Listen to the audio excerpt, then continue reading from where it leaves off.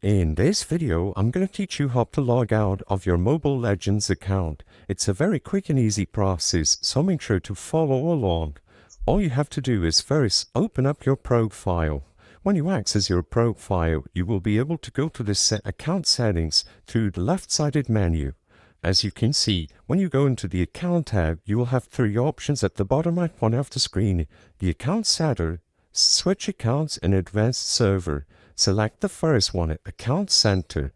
First, I recommend you go into the login history. This will tell you all the devices that are currently connected to your Mobile Legends account. If you still want to proceed and disconnect from all the devices in that list, go back and then select Disconnect All Devices.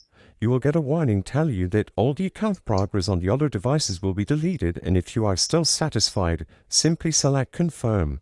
Afterwards, they will be signed out and you simply have to change your password if you wish. I hope I was able to help you on how to log out of your Mobile Legends account. If this video helped you, please be sure to leave a like and subscribe for more quick and easy tips. Thank you for watching.